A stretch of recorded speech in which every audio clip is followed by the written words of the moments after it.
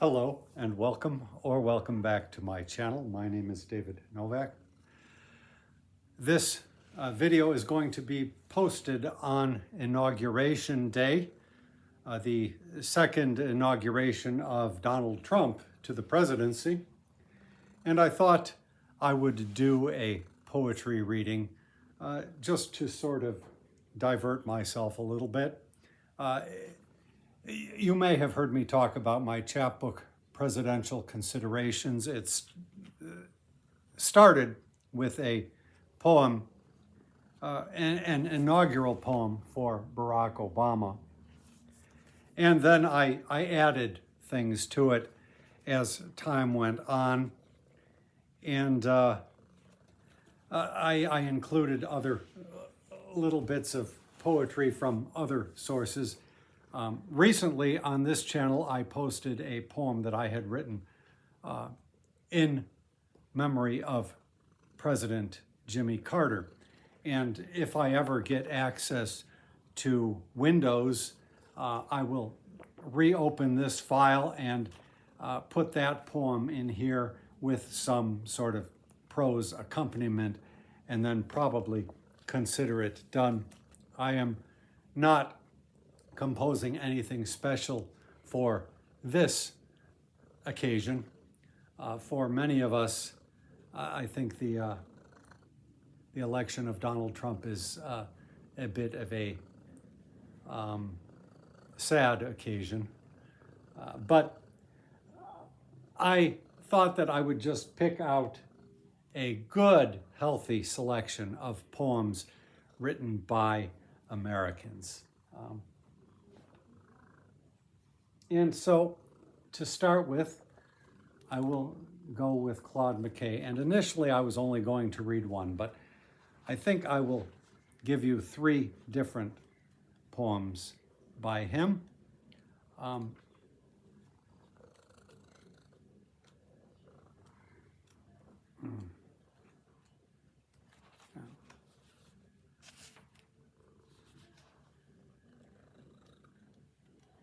Well, I can't find one of them. Let me see.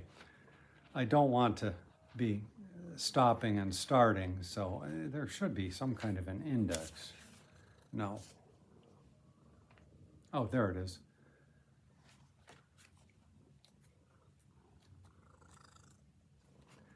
Yeah, so I was initially just going to do one poem, but I think I'll give Claude McKay three poems. This is titled, I Know My Soul.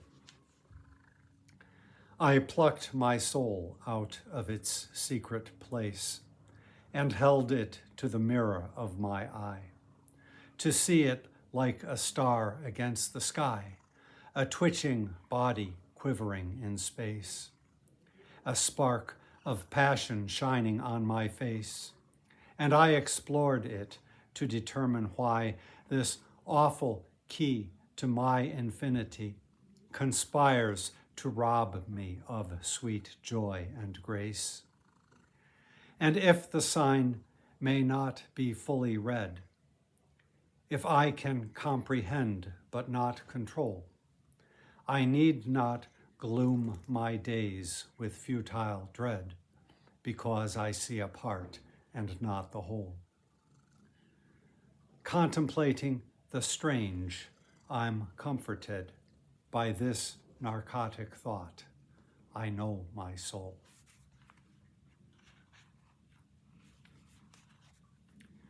The next one by McKay, I've read this before. It's one of his most famous poems, and I feel that it suits the occasion.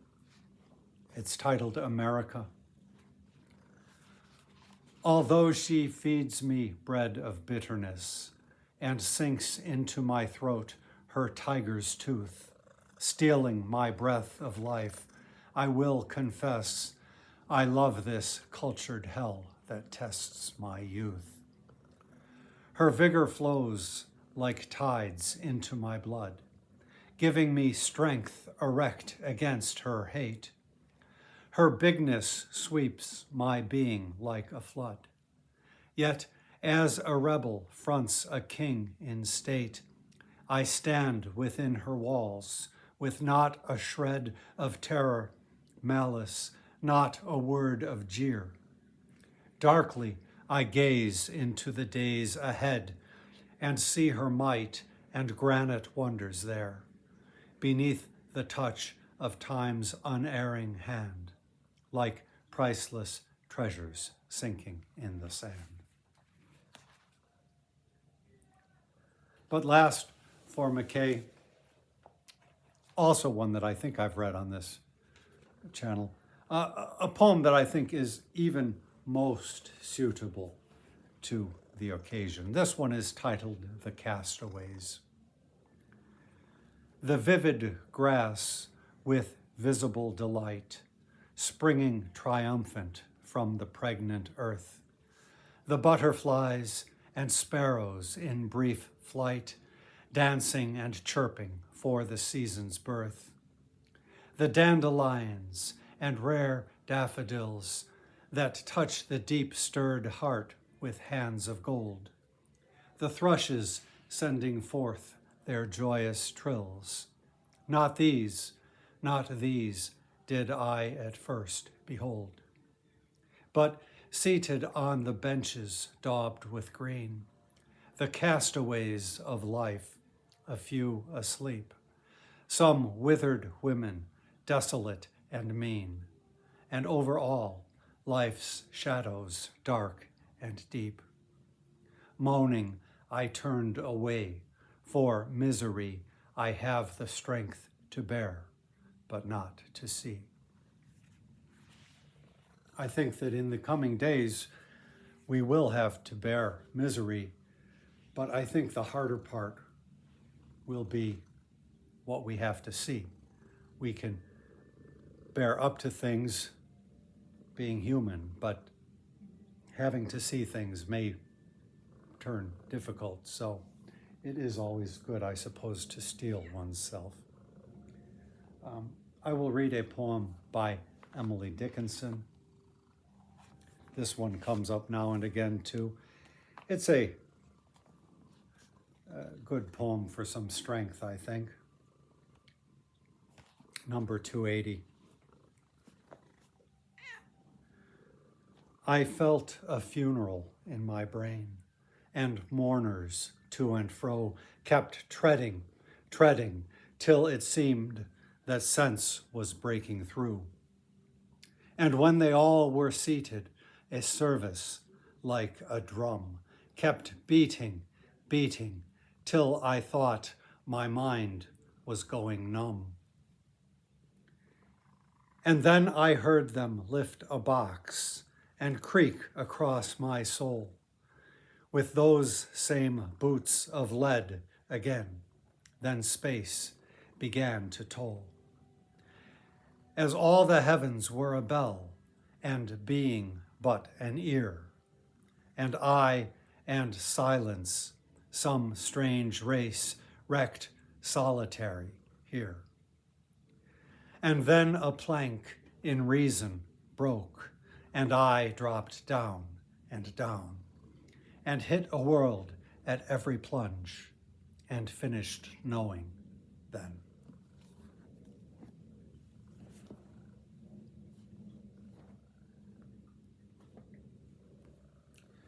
I figured I would pick out a few from Stephen Crane.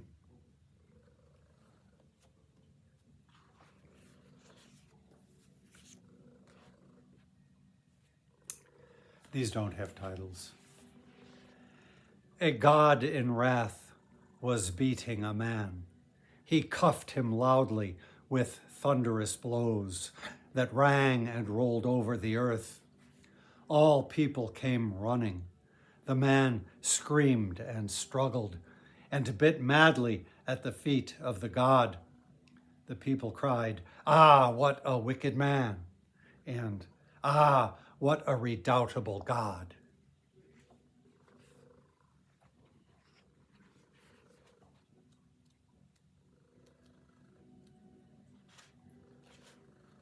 I should do his most famous poem.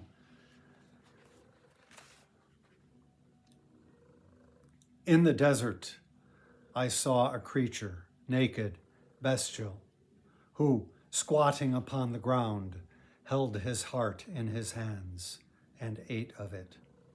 I said, "Is it good, friends?" "It is bitter, bitter."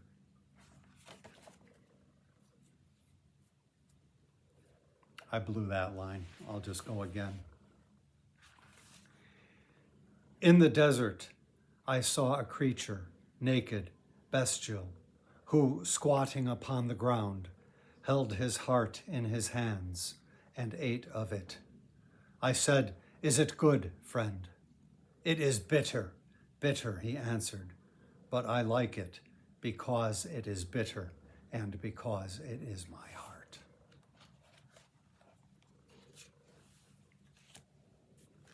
One last from Crane. Many workmen built a huge ball of masonry upon a mountaintop. Then they went to the valley below and turned to behold their work. "It is grand," they said.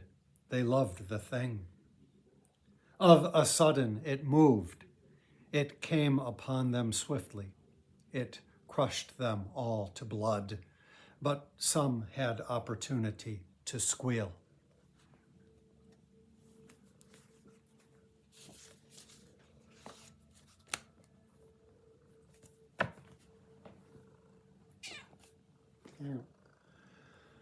I'll read my favorite poem from Sarah Piatt.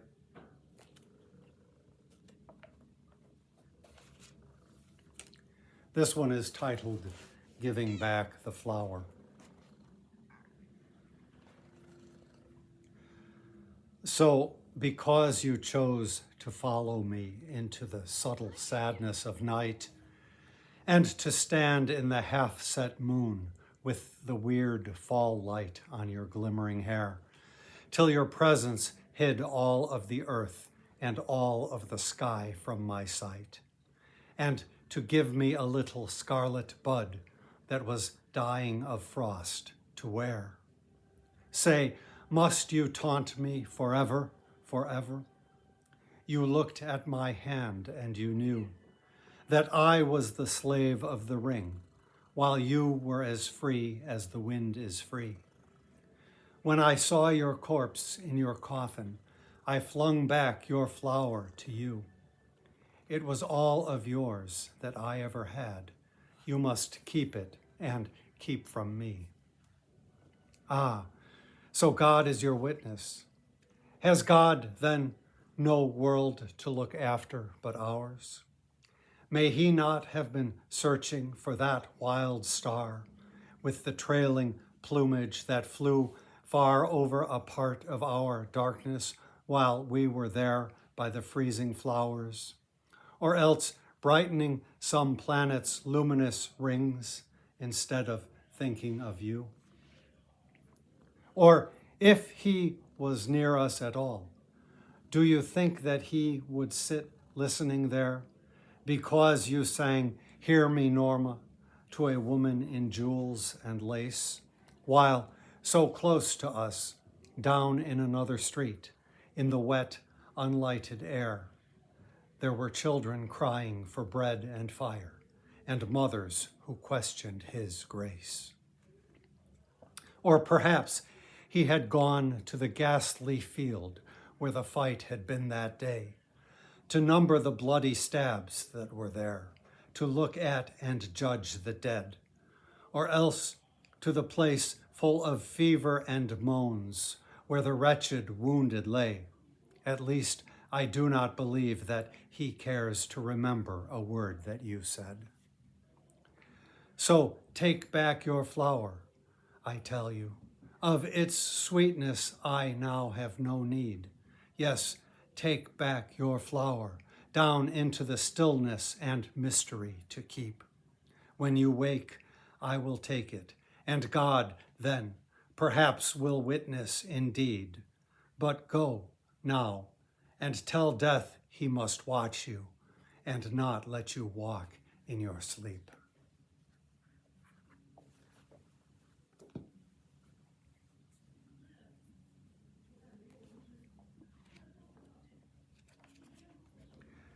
Next is an anonymous poem. I believe it's untitled. I sometimes think I'd rather crow and be a rooster than to roost and be a crow, but I don't know. A rooster he can roost also, which don't seem fair when crows can't crow, which may help some, still I don't know. Crows should be glad of one thing though, nobody thinks of eating crow, while roosters, they are good enough for anyone unless they're tough. There lots of tough old roosters though, and anyway a crow can't crow, so maybe roosters stand more show. It looks that way, but I don't know.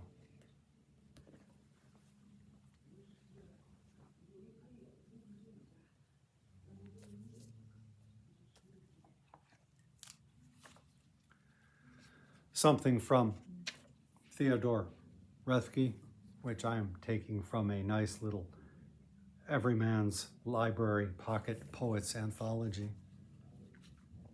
The Waking. I wake to sleep and take my waking slow. I feel my fate in what I cannot fear. I learn by going where I have to go. We think by feeling. What is there to know? I hear my being dance from ear to ear. I wake to sleep and take my waking slow. Of those so close beside me, which are you? God bless the ground. I shall walk softly there and learn by going where I have to go.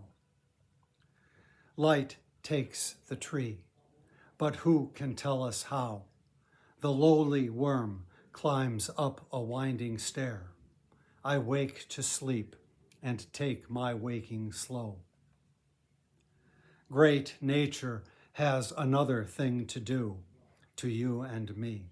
So take the lively air and lovely learn by going where to go. This shaking keeps me steady. I should know.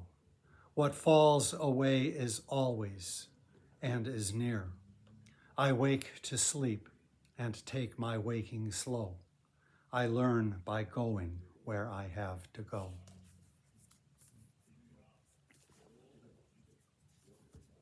That is just something of a prelude for me to read one of my own from my book, The Condemnation. And I've read this one before. I'm here as well. Pilloried Man. Pilloried man beneath the mocking stars, what is your fate? As heir to many riches, a great inheritance you've withered sparse. 'Twill be the living's task to turn the farce, to pull man's destiny out from the ditches. Pilloried man beneath the mocking stars, how is it, yet for all your schemes and wars, you fail to beat lust's itch as it bewitches? A great inheritance you've withered sparse. How is it, though some soul it tans or tars, no law you will not break to pad your niches, pilloried man beneath the mocking stars? What is your fate? In race for golden bars, how much obtain before the whole thing pitches? A great inheritance you've withered sparse. How is it, even as you break your arse, yet you persist, although it end with switches? Pilloried man beneath the mocking stars, a great inheritance you've withered sparse. From The Condemnation.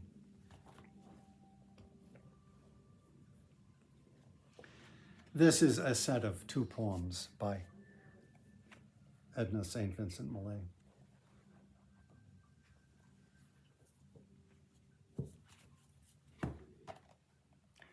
Two sonnets in memory, Nicola Sacco Bartolomeo Vanzetti, executed August 23, 1927. 1. As men have loved their lovers in times past, and sung their wit, their virtue, and their grace, so have we loved sweet justice to the last, who now lies here in an unseemly place. The child will quit the cradle and grow wise, and stare on beauty till his senses drown, yet shall be seen no more by mortal eyes, such beauty as here walked and here went down. Like birds that hear the winter crying plain, her courtiers leave to seek the clement south. Many have praised her, we alone remain to break a fist against the lying mouth of any man who says this was not so, though she be dead now, as indeed we know. 2. Where can the heart be hidden in the ground and be at peace forever under the world, untroubled by the sound of mortal tears that cease from pouring never? Well for the heart, by stern compassion harried, if death be deeper than the churchmen say. Gone from this world, indeed, what's graveward carried, and laid to rest, indeed, what's laid away. Anguish enough, while yet the indignant breather have blood to spurt upon the oppressor's hand. Who would eternal be, and hang in ether a stuffless ghost above his struggling land, retching in vain to render up the groan that is not there, being aching dusts alone.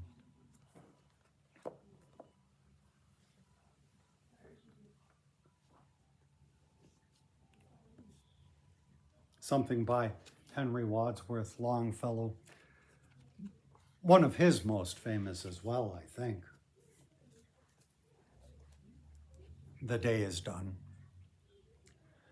The day is done, and the darkness falls from the wings of the night, as a feather is wafted downward from an eagle in his flight. I see the lights of the village gleam through the rain and the mist, and a feeling of sadness comes o'er me that my soul cannot resist. A feeling of sadness and longing that is not akin to pain, and resembles sorrow only, as the mist resembles the rain. Come, read to me some poem, some simple and heartfelt lay that shall soothe this restless feeling and banish the thoughts of day.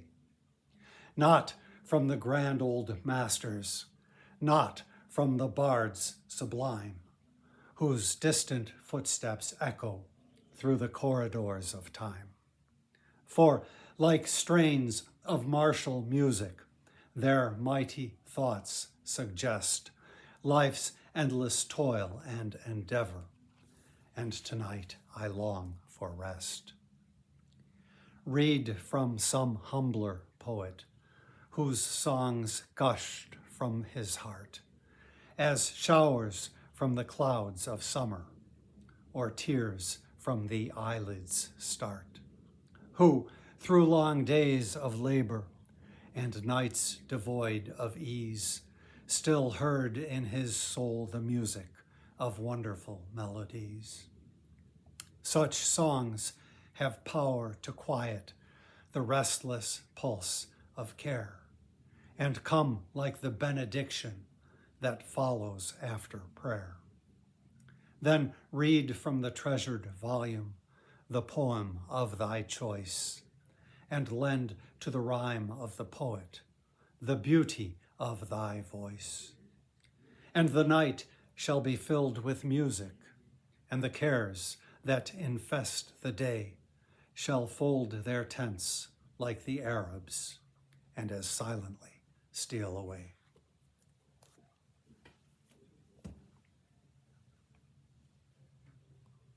A little something from E. Cummings from 95 Poems, the last book completed while he was alive. This is the 10th poem.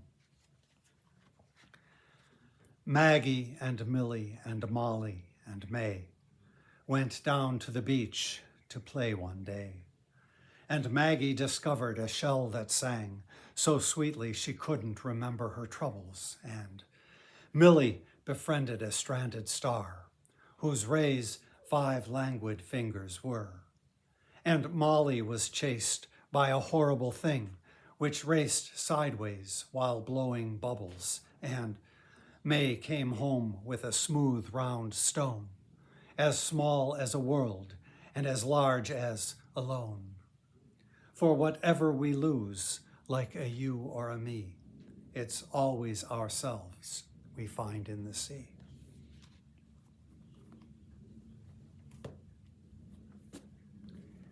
And for one final poem, I think I'll close with Langston Hughes from this anthology.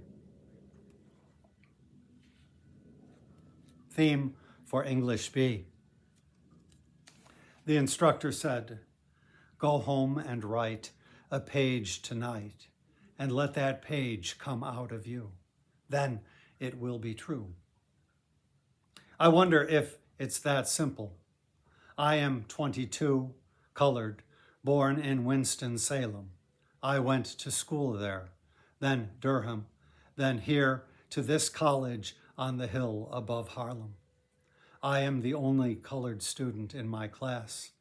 The steps from the hill lead down into Harlem through a park. Then I cross St. Nicholas, 8th Avenue, 7th, and I come to the Y, the Harlem branch Y, where I take the elevator up to my room, sit down, and write this page. It's not easy to know what is true for you or me at 22, my age. But I guess I'm what I feel and see and hear. Harlem, I hear you. Hear you, hear me. We two, you, me, talk on this page. I hear New York too. Me, who? Well, I like to eat, sleep, drink, and be in love. I like to work, read, learn, and understand life. I like a pipe for a Christmas present, or records, Bessie, Bop, or Bach. I guess being colored doesn't make me not like the same things other folks like who are other races. So will my page be colored that I write? Being me, it will not be white, but it will be a part of you, instructor. You are white, yet a part of me, as I am a part of you. That's American. Sometimes, perhaps, you don't want to be a part of me, nor do I often want to be a part of you. But we are, that's true. As I learn from you, I guess you learn from me, although you're older and white and somewhat more free. This is my page for English B.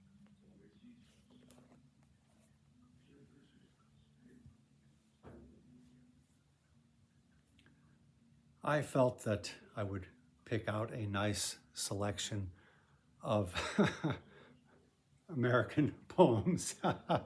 I love this cultured hell that tests my hate, so to speak. Anyhow, I will leave it there. Thank you for stopping by my channel.